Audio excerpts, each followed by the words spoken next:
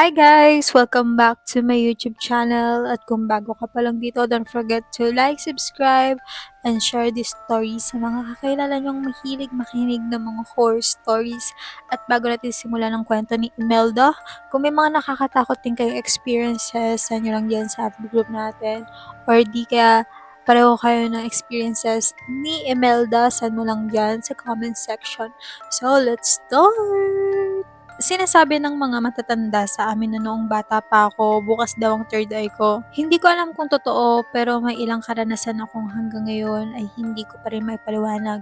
Hello, ako si Claudine. Isa sa mga pinakatumatak sa akin ay ng mga 5 o 6 na taong gulang pa lang ako. May dresser noon sa kwarto ko na may malaking salamin at nakaharap ito sa bintana. Isang gabi, pumasok ako sa kwarto para kumuha ng gamit. Hindi ako nagbukas ng ilaw kaya tanging liwanag lang ng buwan ang pumapasok. Pagtingin ko sa salamin, nanlaki ang mga mata ko. May nakita akong babae na nakatitig mismo sa akin. Nanlilisik ang mga mata niya, nakatayo ang buhok at parang lumulutang lang siya. Ang mas nakakakilabot pa, tila may manipis na hamog sa bakuran sa likod ng bahay. At ang buong paligid sa salamin ay may kakaibang pula o kahel na liwanag. Napalingon agad ako sa bintana para tignan ng bakuran. Pero puro kadiliman lang ang nakita ko. Napatingin ulit ako sa salamin. Nandun pa rin siya. Muli ako lumingon sa labas.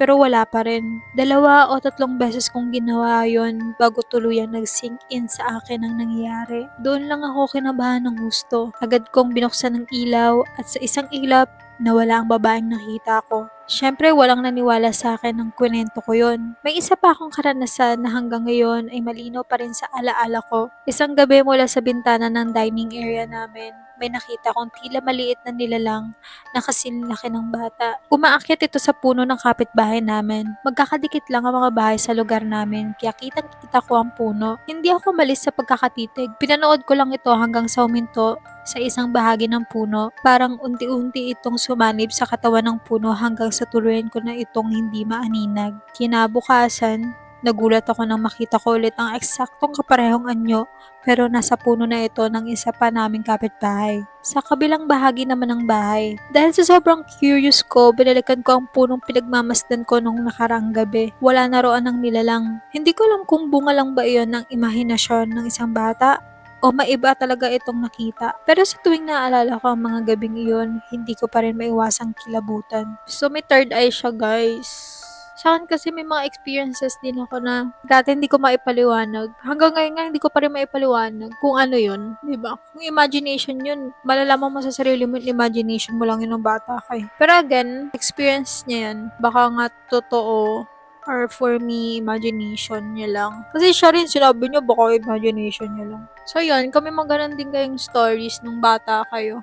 May nakikita kayo, ganyan, ilang beses niya siya nakikita. Nakakatakot yung ganun, no? Kung iisipin mo, nung bata ka, may kaibigan ka. Parang nakakatakot yun. May ganun ng ano eh, may ganung story si si Babadook. Kilala niyo yun? Ba, Jack. Alam niyo yun? Nakakatakot yun, guys. Isa yun sa sa nakakatakot na movie.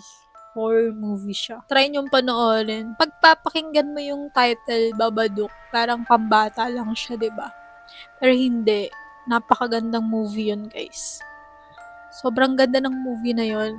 Kung hindi kayo fan ng mga parang ang theme niya is parang matagal na movie, yung lumang movie.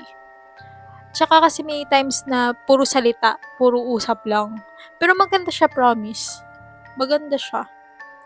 Yung ending maganda din. So, panoorin niyo yung Babadook. Kasi bata yung kinakain ni Babadook. Yung pambata yun, guys. Yung pang matanda, yung yung lagi nagsasabi ng, nang-aano ka eh, ha? Alam niyo yun? Ay, yun yung pang matanda, guys. Ayun yung, hindi yun nakakatakot. Comedy naman siya.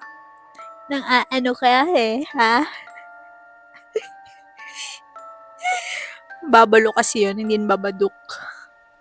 Pero yun, may mga ganun din nga experiences, guys. Para akong tanga dito.